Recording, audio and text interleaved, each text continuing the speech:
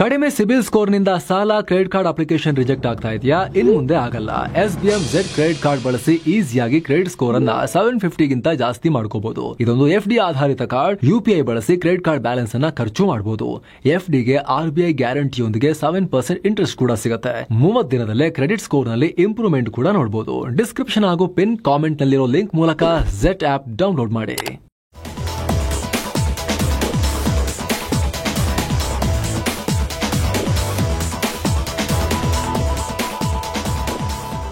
Hi friends, ಇದು mastmaga.com ನ international bulletin ಸುತ್ತು ಜಗತ್ತು. ನಾನು ಅಮರ್ ಪ್ರಸಾದ್. ಆಪರೇಷನ್ ಸಿಂಧೂರ್ ನಂತರ ದಿನವೂ ತನ್ನ ದಾಳಿ ಸಾಮರ್ಥ್ಯವನ್ನು ಹೆಚ್ಚು ಮಾಡಿಕೊಳ್ತಿರೋ ಭಾರತ ಈಗ ತನ್ನ ಅಣುದಾಳಿಯ ಸಾಮರ್ಥ್ಯವನ್ನು ಮತ್ತಷ್ಟು ಹೆಚ್ಚು ಮಾಡಿದೆ. ತುಂಬಾ ಕ್ರೂಷಿಯಲ್ ಮಿಸೈಲ್ ಟೆಸ್ಟ್ ಮಾಡಿದೆ, ಯಶಸ್ವಿ ಕೂಡ ಆಗಿದೆ. ಪೃಥ್ವಿ 2 ಮತ್ತು ಅಗ್ನಿ 1 ಶಾರ್ಟ್ ರೇಂಜ್ ಬ್ಯಾಲಿಸ್ಟಿಕ್ ಮಿಸೈಲ್ಸ್ ಅನ್ನ ಯಶಸ್ವಿಯಾಗಿ ಪರೀಕ್ಷೆ ಮಾಡಲಾಗಿದೆ. ಅಷ್ಟೇ ಅಲ್ಲ, ಇದು ಈಗ ಆಲ್ರೆಡಿ ನಾವು ದಾಳಿಗೆ ಸಿದ್ಧ ಅಂತ ಭಾರತ ಮತ್ತೊಮ್ಮೆ ಜಗತ್ತಿನ ಮುಂದೆ ಹೂಂಕರಿಸಿದ ಹಾಗಾಗಿದೆ. ನಮ್ಮ ತಂಟೆಗೆ ಬಂದ್ರೆ ಇಷ್ಟು ದಿನ ಇದರಲ್ಲಿ ಬರೀ ಸಾಂಪ್ರದಾಯಿಕ ದಾಳಿ ಮಾತ್ರ ಮಾಡಬಹುದಾಗಿತ್ತು, ಆದ್ರೀಗ ಅಣು ದಾಳಿ ಮಾಡೋ ರೀತಿ ಅಪ್ಗ್ರೇಡ್ ಮಾಡಲಾಗಿದೆ. ಈ ಮಿಸೈಲ್ಗಳನ್ನ ಒಡಿಶಾ ಕರಾವಳಿಯ ಚಂಡಿಪುರ್ನಲ್ಲಿರೋ ಡಿಫೆನ್ಸ್ ಟೆಸ್ಟಿಂಗ್ ಫೆಸಿಲಿಟಿಯಲ್ಲಿ ಟೆಸ್ಟ್ ಮಾಡಲಾಗಿದೆ. ಭಾರತೀಯ ಸೇನೆಯ ಸ್ಟ್ರಾಟಜಿಕ್ ಫೋರ್ಸಸ್ ಕಮಾಂಡ್ SFC ಇದನ್ನ ನಡೆಸಿದ್ದು. ಇವೆರಡು ಮಿಸೈಲ್ಗಳು ಚೆನ್ನಾಗಿ ಪರ್ಫಾರ್ಮ್ ಮಾಡಿವೆ, ಯುದ್ಧಗಳಲ್ಲಿ ಬಳಸೋಕೆ ಸಂಪೂರ್ಣವಾಗಿ ರೆಡಿ ಇವೆ ಅಂತ ಹೇಳಿದೆ. ಅಲ್ಲದೆ ಈ ಬಾರಿ 2 ನ್ಯೂಕ್ಲಿಯರ್ ಮಿಸೈಲ್ಗಳನ್ನ ಒಂದೇ ದಿನ ಭಾರತ ಟೆಸ್ಟ್ ಮಾಡಿರೋದು ತುಂಬಾನೇ ಸ್ಪೆಷಲ್ ಅಂತ ಕೂಡ ರಕ್ಷಣಾ ಇಲಾಖೆ ಅಧಿಕಾರಿ ಹೈಲೈಟ್ ಮಾಡಿ ಹೇಳಿದ್ದಾರೆ. ಮೂಲಕ ಪಾಕಿಸ್ತಾನ ಮತ್ತು ಚೀನಾ ವಿರುದ್ಧ ಭಾರತ ಬೆತ್ತವನ್ನ ತೋರಿಸಿದೆ. ಹೇಗೆ ಹುಷಾರ್ ಅಂತ ಅಣು ದಾಳಿ ಮಾಡೋ ಸಾಮರ್ಥ್ಯವನ್ನ ಝಳಪಿಸಿದೆ. ಈ ಪೃಥ್ವಿ 2 ಮತ್ತು ಅಗ್ನಿ 1 ಮಿಸೈಲ್ ಸಾಮಾನ್ಯ ಕ್ಷಿಪಣಿಗಳಲ್ಲ. ಇವು ಬೆಂಕಿ ಮಳೆ ಸುರಿಸುವ ಆಯುಧಗಳು. ಪೃಥ್ವಿಯನ್ನು ತಗೊಂಡ್ರೆ DRDO ಇದನ್ನು ಡೆವಲಪ್ ಮಾಡಿದ್ದು. 350 ಕಿಲೋಮೀಟರ್ ಸ್ಟ್ರೈಕ್ ರೇಂಜ್ ಹೊಂದಿದೆ. ಪಾಕಿಸ್ತಾನದ ಬಹುತೇಕ ಎಲ್ಲ ಸ್ಟ್ರಾಟಜಿಕ್ ಪ್ರದೇಶಗಳು ಮಿಸೈಲ್ ವ್ಯಾಪ್ತಿಯಲ್ಲಿ ಬರ್ತವೆ.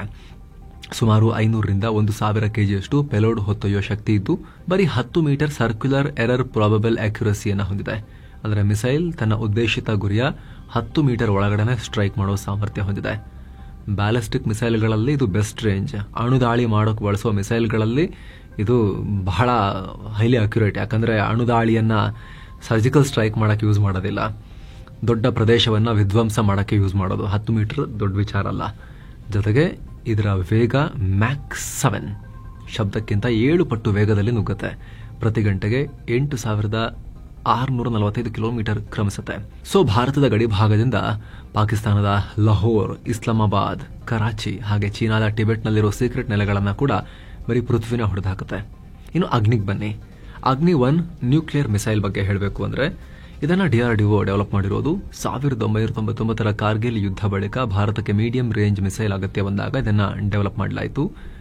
ಇದು ಸುಮಾರು 700ರಿಂದ 1200 ಕಿಲೋಮೀಟರ್ ಸ್ಟ್ರೈಕ್ ರೇಂಜ್ ಹೊಂದಿದೆ. ಸೊ ಇಡೀ ಪಾಕಿಸ್ತಾನ ಹಾಗೂ ಚೀನಾದ ಸಾಕಷ್ಟು ಸಿಟೀಸ್ ಇದರಲ್ಲಿ ಕವರ್ ಆಗ್ತವೆ. 1000ದಿಂದ 2500 ಕೆಜಿಯಷ್ಟು ಪೆಲೋಡ್ ಅಂದರೆ ಸ್ಫೋಟಕವನ್ನು ಕ್ಯಾರಿ ಮಾಡ್ತವೆ. ಇದರ circular error probable accuracy 25 metre just. ಅಂದರೆ ಉದ್ದೇಶಿತ ಗುರಿಯ 25 ಮೀಟರ್ ಒಳಗಡೆ ಬಹುತೇಕ ದಾಳಿ ಮಾಡೋ ಸಾಮರ್ಥ್ಯವನ್ನು ಹೊಂದಿದೆ. ಇದರ ಸ್ಪೀಡ್ ಹತ್ತತ್ರ ಮ್ಯಾಕ್ 6 ನಿಂದ ಮ್ಯಾಕ್ 7 ತನಕ ಇದೆ. ಶಬ್ದಕ್ಕಿಂತ 6ರಿಂದ 7 ಪಟ್ಟು ವೇಗದಲ್ಲಿ ಹಾರುತ್ತೆ. ಅಂದರೆ ಪ್ರತಿ ಗಂಟೆಗೆ ಬರೋಬ್ಬರಿ 7350ರಿಂದ 8575 ಕಿಲೋಮೀಟರ್ ವೇಗದಲ್ಲಿ ನುಗ್ಗುತ್ತೆ. ಇಷ್ಟು ದಿನ ಬ್ರಹ್ಮೋಸ್, ಅಗ್ನಿ ಸೀರೀಸ್ನ ಇತರ ಮಿಸೈಲ್ಗಳು ಮಾತ್ರ ಅಣುದಾಳಿ ಮಾಡೋ ಶಕ್ತಿಯನ್ನು ಹೊಂದಿದ್ವು. ಈಗ ಇನ್ನೆರಡು ಮಿಸೈಲ್ಗಳಿಗೂ ಆ ಸಾಮರ್ಥ್ಯ ಸಿಕ್ಕಿದ್ದು ಪಾಕಿಸ್ತಾನ ಮತ್ತು ಚೀನಾ ವಿರುದ್ಧ ಅಣುದಾಳಿ ಸಾಮರ್ಥ್ಯದಲ್ಲಿ ದೊಡ್ಡ ಎಡ್ಜ್ ಭಾರತ ಗಳಿಸಿದೆ ಅಂತ ವಿಶ್ಲೇಷಿಸಲಾಗ್ತಾ ಇದೆ. ಇನ್ನು ರಷ್ಯಾದಿಂದ ತೈಲ ತರಿಸಿಕೊಂಡ್ರೆ ಪರಿಣಾಮ ನೆಟ್ಟಗಿರೋದಿಲ್ಲ. ಭಾರತ, ಚೀನಾ ಮತ್ತು ಬ್ರೆಜಿಲ್ ಮೇಲೆ 100% ಸೆಕೆಂಡರಿ ಸ್ಯಾಂಕ್ಷನ್ ಹಾಕಬೇಕಾಗುತ್ತೆ ಅಂತ ನ್ಯಾಟೋ ಪ್ರಧಾನ ಕಾರ್ಯದರ್ಶಿ ಮಾರ್ಕ್ ರುಟೆ ಧಮಕಿ ಹಾಕಿದ್ರಲ್ಲ, ಇದಕ್ಕೆ ಭಾರತ ತಿರುಗೇಟು ಕೊಟ್ಟಿದೆ. ಇದಕ್ಕೆಲ್ಲ ನಾವು ಹಂಗೆಲ್ಲ ಹೆದರಲ್ಲ ಅಂತ ಹೇಳಿದೆ. ನಿಮ್ಮ ಡಬಲ್ ಸ್ಟ್ಯಾಂಡರ್ಡ್ ಬುದ್ಧಿಯನ್ನು ನಮ್ಮ ಮುಂದೆ ತೋರಿಸಬೇಡಿ ಅಂತ ವಿದೇಶಾಂಗ ವಕ್ತಾರ ರಣಧೀರ್ ಜೈಸ್ವಾಲ್ ಹೇಳಿದ್ದಾರೆ. ನ್ಯಾಟೋ ಹೇಳಿಕೆಗಳನ್ನು ನಾವು ಕೇಳಿದ್ದೀವಿ. ಆ ನಿಟ್ಟಿನಲ್ಲಿ ಆಗ್ತಿರೋ ಬೆಳವಣಿಗೆಗಳನ್ನು ಮಾನಿಟರ್ ಮಾಡ್ತಾ ಇದ್ದೀವಿ. ನಮ್ಮ ಮೊದಲ ಆದ್ಯತೆ ಏನು ಅಂದರೆ ಜಾಗತಿಕ ಉದ್ವಿಗ್ನತೆ ಟೈಮ್ನಲ್ಲಿ ನಮ್ಮ ಜನರಿಗೆ ಕೈಗೆಟುಕೋ ದರದಲ್ಲಿ ತೈಲವನ್ನು ಸಂಗ್ರಹ ಮಾಡೋದು. ಅದು ಎಲ್ಲಿಂದ ಸಿಗುತ್ತೆ ನಮಗೆ ಬೇಕಾದ ತಗೊಳ್ತೀವಿ. ಮಾರುಕಟ್ಟೆ ಲಭ್ಯತೆ ಮತ್ತು ಜಾಗತಿಕ ಸ್ಥಿತಿಗತಿಗಳ ಆಧಾರದ ಮೇಲೆ ಭಾರತ ತೈಲ ಖರೀದಿ ಮಾಡ್ತಾ ಇದೆಯಾ ಹೊರತು ಪೊಲಿಟಿಕಲ್ ಕಾರಣಕ್ಕಾಗಿ ಅಲ್ಲ. ಸೊ ಈ ವಿಚಾರದಲ್ಲಿ ಯಾರೇ ಆಗಲಿ ಡಬಲ್ ಸ್ಟ್ಯಾಂಡರ್ಡ್ ತೋರಿಸೋದು ನಮಗೆ ಇಷ್ಟ ಆಗಲ್ಲ ಅಂತ ಎಚ್ಚರಿಕೆ ಕೊಟ್ಟಿದ್ದಾರೆ. ಅತ್ತ ಗುರುವಾರವಷ್ಟೇ ಕೇಂದ್ರ ಪೆಟ್ರೋಲಿಯಂ ಮತ್ತು ನೈಸರ್ಗಿಕ ಅನಿಲ ಸಚಿವ ಹರ್ದೀಪ್ ಸಿಂಗ್ ಪುರಿ ಕೂಡ ಇದೇ ವಿಚಾರವಾಗಿ ಬಹಳ ಉದಾಸೀನದ ಹೇಳಿಕೆ ಕೊಟ್ಟಿದ್ರು. ಇದು ನಮಗೇನು ಇಂಪ್ಯಾಕ್ಟ್ ಆಗಲ್ಲ, ನಾವು ತಲೆ ಕೆಡಿಸ್ಕೊಳಕ್ ಹೋಗಲ್ಲ ಅಂತ ಉದಾಸೀನವಾಗಿ ಪ್ರತಿಕ್ರಿಯೆ ಕೊಟ್ಟು ನಾವು ಅದನ್ನ ತಲೆಗೂ ಕೆಡಿಸ್ಕೊಂಡಿಲ್ಲ ರೀ ಅನ್ನೋ ರೀತಿಯಲ್ಲಿ ಹರ್ದೀಪ್ ಸಿಂಗ್ ಪುರಿ ಈ ನ್ಯಾಟೋ ಮತ್ತು ಅಮೆರಿಕದ ಮಿತ್ರ ರಾಷ್ಟ್ರಗಳೇನಿದ್ದಾರೆ ಅವರ ಅಹಂಕಾರಕ್ಕೆ ಒಂಚೂರು ಚುಚ್ಚೋ ಪ್ರಯತ್ನವನ್ನ ಮಾಡಿದ್ರು. ಈಗ ವಿದೇಶಾಂಗ ಸಚಿವಾಲಯ ಕೂಡ ನಿಮ್ ಡಬಲ್ ಗೇಮ್ ಬೇಡ ಅಂತ, ಡಬಲ್ ಸ್ಟ್ಯಾಂಡರ್ಡ್ಸ್ ಬೇಡ ಅಂತ ಓಪನ್ ಆಗಿ ಎಚ್ಚರಿಕೆ ಕೊಟ್ಟಿದೆ, ನಾವು ಕೇರ್ ಮಾಡಲ್ಲ ಅಂತ. ಇವು ಡಬಲ್ ಗೇಮೇ ಮತ್ತೆ ಡಬಲ್ ಸ್ಟ್ಯಾಂಡರ್ಡ್ಸ್ ನಮಗೆ ಹೇಳ್ತಾರೆ ತಗೋಬೇಡಿ ಅಂತ. ಯುರೋಪ್ ಮಾತ್ರ ರಷ್ಯಾ ಹತ್ರ ತಗೊಳ್ತಾನೆ ಇದೆ ಇವತ್ತಿಗೂ ಕೂಡ ಗ್ಯಾಸ್ ಮತ್ತು ಈ ಎನರ್ಜಿಯನ್ನ. ಜಮ್ಮು ಕಾಶ್ಮೀರದ ಪಹಲ್ಗಾಮ್ನಲ್ಲಿ ಉಗ್ರ ದಾಳಿ ನಡೆಸಿ 26 ಅಮಾಯಕರ ಪ್ರಾಣ ತೆಗೆದ ಲಷ್ಕರ್ ಉಗ್ರ ಸಂಘಟನೆಯ ಪ್ರಾಕ್ಸಿ ಗುಂಪು ಟಿಆರ್ಎಫ್ ದ ರೆಸಿಸ್ಟೆನ್ಸ್ ಫ್ರಂಟ್ ಉಗ್ರ ಸಂಘಟನೆ ವಿರುದ್ಧ ಅಮೆರಿಕ ದೊಡ್ಡ ನಿರ್ಧಾರ ತಗೊಂಡಿದೆ. ಈ ಉಗ್ರ ಸಂಘಟನೆಯನ್ನು ಅಫಿಷಿಯಲ್ ಆಗಿ ಬ್ಯಾನ್ ಮಾಡಿದೆ, ಉಗ್ರ ಸಂಘಟನೆ ಅಂತ ಘೋಷಿಸಿದೆ. Specially designated global terrorist SDGT ಅಂತ ಹಣೆಪಟ್ಟಿ ಕೊಟ್ಟಿದೆ. ಭಾರತದಲ್ಲಿನ ಸರಣಿ ಉಗ್ರ ದಾಳಿ ಮತ್ತು ಏಪ್ರಿಲ್ ವೇಳೆ ಪಹಲ್ಗಾಮ್ನಲ್ಲಿ ನಡೆದ ಉಗ್ರ ದಾಳಿಯನ್ನ ಹೈಲೈಟ್ ಮಾಡಿ ಅಮೆರಿಕ ಈ ನಿರ್ಧಾರ ತಗೊಂಡಿದೆ. ಅಲ್ಲದೆ ಈ ನಿರ್ಧಾರ ಅಧ್ಯಕ್ಷ ಟ್ರಂಪ್ ಅಮೆರಿಕ ರಾಷ್ಟ್ರೀಯ ಹಿತಾಸಕ್ತಿಗೆ ಮತ್ತು ಭಯೋತ್ಪಾದನಾ ನಿಗ್ರಹಕ್ಕೆ ಕಮಿಟ್ ಆಗಿರುವುದನ್ನು ತೋರಿಸುತ್ತೆ ಅಂತ ಹೇಳಿ ಒಳ್ಳೆ ಡಿಸಿಷನ್ ತಗೊಂಡಿದೀವಿ ನೋಡಿ ಅಂತ ಟ್ರಂಪ್ ಹೇಳಿದ್ದಾರೆ. ಮೊನ್ನೆ ಪಾಪ ಈ ಟ್ರಂಪ್ ಆ ಮುನೀರಿಗೆ ಫುಲ್ ನಂಬಿಸಿ ಕರೆಸಿ ಅಮೆರಿಕಾಗೆ ನಿಮ್ ಜೊತೆ ಇದೀವಿ ಅಂತ ತೋರಿಸಿ ಬಾಗಿಲು ಹಾಕೊಂಡು ಮುಚ್ಚಿದ ಕೋಣೆಯಲ್ಲಿ ಚೆನ್ನಾಗಿ ಊಟ ಮಾಡಿಸಿ, ಅಂದ್ರೆ ಲಂಚ್ ಕರೆದಿದ್ರಲ್ಲ, ಚೆನ್ನಾಗಿ ಉಣಿಸಿ ಕಳಿಸಿದ್ರು. ಲಂಚ್ ಕೊಟ್ಟರು ಮುನೀರ್ಗೆ ಟ್ರಂಪ್ ಮುಚ್ಚಿದ ಕೋಣೆಯಲ್ಲಿ ಅಂತೆಲ್ಲ ಇಂಟರ್ನ್ಯಾಷನಲ್ ನ್ಯೂಸ್ ಆಗಿತ್ತು. ಮುನೀರು ಕೂಡ ಕುಪ್ಪಳಿಸ್ತಾ ಪಾಕಿಸ್ತಾನಕ್ಕೆ ಹೋಗಿತ್ತು. ಹೆಂಗೆ ಇಂಟರ್ನ್ಯಾಷನಲ್ ನ್ಯೂಸ್ ಆದೆ ನಾನು ಅಂತ. ಈಗ ನೋಡಿದ್ರೆ ಅದಿನ್ನೂ ಹೋಗಿ ಪಾಪ ಮುನೀರು ಪಾಕಿಸ್ತಾನಕ್ಕೆ ಹೋಗಿ ಈಗ ಶ್ರೀಲಂಕಾಗೆ ಹಾರ್ಕೊಂಡು ಅಲ್ಲೆಲ್ಲ ಪ್ರವಾಸ ಮಾಡ್ತಿರೋ ಟೈಮ್ನಲ್ಲಿ ದೊಡ್ಡ ಶಾಕ್ ಕೊಟ್ಟಿದ್ದಾರೆ. ಪಾಕಿ ಸಂತಾನಕ್ಕೆ ಸರಿಯಾಗಿ ಹೊಡೆತ ಬಿದ್ದಿದೆ. ಪಾಕ್ ಮಕ್ಕಳಿಗೆ ಈಗ TRF ಉಗ್ರ ಸಂಘಟನೆಯನ್ನ ಬ್ಯಾನ್ ಮಾಡಲಾಗಿದೆ. ಅಮೆರಿಕದ ಈ ಕ್ರಮವನ್ನ ಭಾರತ ವೆಲ್ಕಮ್ ಮಾಡ್ತೀವಿ ಅಂತ ಹೇಳಿದೆ. ಹಾಗಂತ ಪೂರ್ತಿ ಅಮೆರಿಕ ನಂಪರ ಬಂದ್ಬಿಡ್ತು, ಈಗ ಪಾಕಿಸ್ತಾನವನ್ನು ಕೈ ಬಿಡ್ತು, ಮುನೀರ್ನ ನಡುದಾರಿಯಲ್ಲಿ ಕೈ ಬಿಡ್ತು, ಆ ರೀತಿ ಏನು ಹೇಳಕ್ಕಾಗಲ್ಲ. ಅಮೆರಿಕ ಬ್ಯಾಲೆನ್ಸಿಂಗ್ ಗೇಮ್ ಮಾಡ್ತಾ ಇದೆ ಅಷ್ಟೇ. ಅಮೆರಿಕಕ್ಕೆ ಭಾರತದೊಂದಿಗೆ ಟ್ರೇಡ್ ಡೀಲ್ ಏನ್ ನಡೀತಾ ಇದೆ ಆ ಟೈಮ್ನಲ್ಲಿ ಭಾರತವು ಪ್ರೆಷರ್ ಹಾಕಿರುತ್ತೆ, ನಮಗೂ ಏನಾದ್ರು ಬೇಕಲ್ಲ ಡೀಲ್ ನಲ್ಲಿ ಅಂತ ಹೇಳಿ. ಜೊತೆಗೆ ಅವರು ಕೂಡ ಓಲೈಸಲಿಕ್ಕೆ ಒಂದು ಸ್ವಲ್ಪ ಭಾರತವನ್ನ ನೈಸ್ ಮಾಡಲಿಕ್ಕೆ ಈ ಆಕ್ಷನ್ ಅನ್ನ ತಗೊಂಡಿರ್ಬೋದು. ಈ ಪಾಕಿ ಮಕ್ಕಳು ಉಗ್ರ ಗುಂಪು ಅದನ್ನ ಬ್ಯಾನ್ ಮಾಡಿದ್ರೆ ಯಾರಿಗೆ ಏನ್ ಲಾಸ್, ಮಾಡೋಣ ತಗೊಳ್ಳಿ, ಭಾರತ ಖುಷಿ ಆಗುತ್ತೆ ಅನ್ನೋ ಲೆಕ್ಕಾಚಾರದಲ್ಲೂ ಮಾಡಿರ್ಬೋದು. ಯಾಕಂದ್ರೆ ಟ್ರಂಪ್ನ ಬಹಳ ಪ್ರಿಡಿಕ್ಟ್ ಮಾಡಕ್ಕಾಗಲ್ಲ ಟ್ರಂಪ್ ಹೆಂಗೆ ಅಂತ ಹೇಳಿ. ಸುಮ್ಮನೆ ಮುನೀರಿಗೆ ವೈಟ್ ಹೌಸ್ ನಲ್ಲಿ ಮುಚ್ಚಿದ ಕೋಣೆಯಲ್ಲಿ ಲಂಚ್ ತಿನ್ಸಿ ಕಳಿಸಿದ್ದು ವೇಸ್ಟ್ ಆಯ್ತು ಅಂತ ಇವಾಗಲೇ ಹೇಳಕ್ಕಾಗಲ್ಲ. ನೋಡೋಣ, ನಾಳೆ ಪಾಕಿಸ್ತಾನ ಪರವಾಗಿ ಇನ್ನೊಂದು ಡಿಸಿಷನ್ ತಗೊಂಡು ಇಬ್ಬರನ್ನು ಬ್ಯಾಲೆನ್ಸ್ ಮಾಡಿದೆ ಅಂತ ಹೇಳಿದ್ರು ಆಶ್ಚರ್ಯ ಇಲ್ಲ ಟ್ರಂಪ್. ಬಟ್ ಸದ್ಯಕ್ಕೆ ಭಾರತದ ಡಿಮಾಂಡ್ ಏನಿತ್ತು, ಭಾರತದ ನಿಲುವೇನಿತ್ತು, ಅದಕ್ಕೆ ಗೆಲುವು ಸಿಕ್ಕಿದೆ TRF ಬ್ಯಾನ್ ಮೂಲಕ. ಇದಕ್ಕೆ ಸಂಬಂಧಪಟ್ಟಂತೆ ವಿಶೇಷ ವರದಿಯಲ್ಲಿ ನಾವು ಮಾಹಿತಿಯನ್ನು ಕೊಡ್ತಾ ಇದೀವಿ, ಅದನ್ನು ಮಿಸ್ ಮಾಡಿದೆ ನೋಡಿ ಸ್ನೇಹಿತರೆ. ಗಾಜಾ ಮತ್ತು ಸಿರಿಯಾದಲ್ಲಿ ಹೋರಾಡ್ತಿರೋ ಇಸ್ರೇಲ್ ಇತ್ತ ಲೆಬನಾನ್ನಲ್ಲೂ ಕೂಡ ತನ್ನ ದಾಳಿಯನ್ನು ಮುಂದುವರೆಸಿದೆ. ಡ್ರೋನ್ ಸ್ಟ್ರೈಕ್ ನಡೆಸಿ ಹೆಜ್ಬುಲ್ಲಾದ ಎಲಿಟ್ ರದ್ವಾನ್ ಫೋರ್ಸ್ನ naval commander Hassan Ahmad Sabra ಸೇರಿ ಇಬ್ಬರನ್ನ ಹೊಡೆದು ಹಾಕಿದೆ. ಈ ಹಸನ್ ಅಹಮದ್ ಸಬ್ರಾ ಲೆಬನಾನ್ನಲ್ಲಿ ಉಗ್ರ ಫೆಸಿಲಿಟಿಯನ್ನು ಮರುಸ್ಥಾಪಿಸುವಲ್ಲಿ ಪ್ರಮುಖ ಪಾತ್ರ ನಿಭಾಯಿಸ್ತಾ ಇದ್ದ. ಇದನ್ನೀಗ ಹೊಡೆದು ಹಾಕಿದೀವಿ ಅಂತ ಇಸ್ರೇಲಿ ಸೇನೆ ಹೇಳಿದೆ. ಇಸ್ರೇಲ್ ಸಿರಿಯಾದಲ್ಲಿ ತನ್ನ ದಾಳಿಯನ್ನು ಕಂಟಿನ್ಯೂ ಮಾಡಿದೆ. ಸಿರಿಯಾದ ಸುವೆದಾ ನಗರದ ಸಮೀಪ ಏರ್ ಸ್ಟ್ರೈಕ್ ನಡೆಸಿದೆ. ಸಿರಿಯಾ ಸರ್ಕಾರದ ಸೇನೆ ಅಲ್ಲಿಂದ ವಾಪಸ್ ಆದ ಬೆನ್ನಲ್ಲೇ ಇಸ್ರೇಲಿ ದಾಳಿ ಮಾಡಿದೆ. ದಾಳಿಯಲ್ಲಿ ಆಗಿರೋ ಸಾವು ನೋವುಗಳ ಬಗ್ಗೆ ಇನ್ನಷ್ಟು ಕ್ಲಾರಿಟಿ ಸಿಗಬೇಕು. ಇತ್ತ ಗಾಜಾ ಸೈಡ್ನಲ್ಲೂ ಕೂಡ ಇಸ್ರೇಲ್ ದಾಳಿಯನ್ನು ಮುಂದುವರೆಸಿದೆ. ಇಸ್ರೇಲ್ನ ಹೊಸ ದಾಳಿಯಲ್ಲಿ 56 ಜನ ಪ್ರಾಣವನ್ನ ಕಳ್ಕೊಂಡಿದ್ದಾರೆ, ಹಲವರು ಗಾಯಗೊಂಡಿದ್ದಾರೆ. ಇದೇ ವೇಳೆ ಇಸ್ರೇಲಿ ಸೇನೆ ಗಾಜಾದಲ್ಲಿರೋ ಕ್ಯಾಥೋಲಿಕ್ ಚರ್ಚ್ ಮೇಲೆ ದಾಳಿ ಮಾಡಿದೆ. ಪರಿಣಾಮ 3 ಪ್ರಾಣ ಕಳ್ಕೊಂಡಿದ್ದು 10 ಜನ ಗಾಯಗೊಂಡಿದ್ದಾರೆ. ಈ ದಾಳಿಗೆ ಇಸ್ರೇಲ್ ಪ್ರಧಾನಿ ನೆತನ್ಯಾಹು ಕ್ಷಮೆಯಾಚನೆ ಮಾಡಿದ್ದಾರೆ.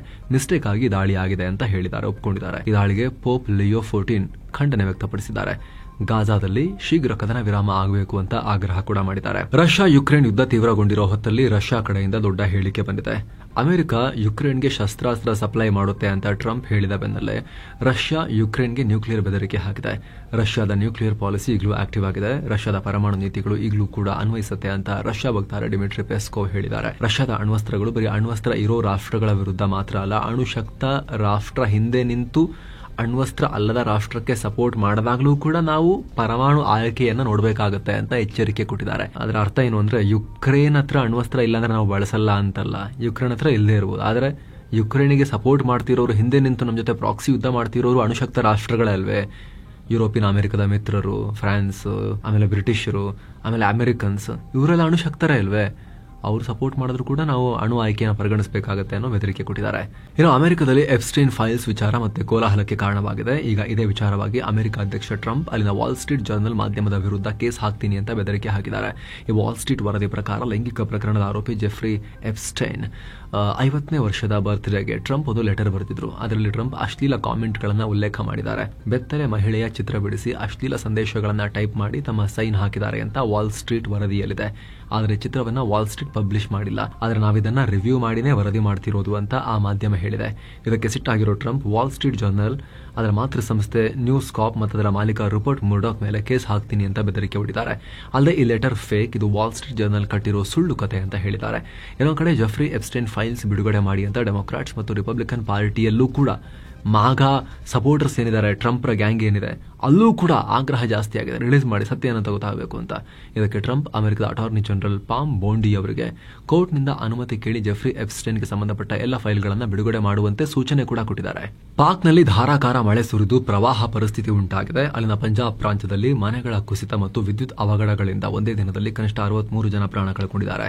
100ಕ್ಕೂ ಅಧಿಕ ಜನ ಗಂಭೀರವಾಗಿ ಗಾಯಗೊಂಡಿದ್ದಾರೆ. ಕಳೆದ 3 ವಾರಗಳಿಂದ ಮಳೆ ಸಂಬಂಧಪಟ್ಟ ಅವಘಡಗಳಿಂದ ಕನಿಷ್ಠ 178 ಮಂದಿ ಪ್ರಾಣ ಕಳೆದುಕೊಂಡಿದ್ದಾರೆ ಅಂತ ಪಾಕ್ನ national disaster management authority NDMA ತಿಳಿಸಿದೆ.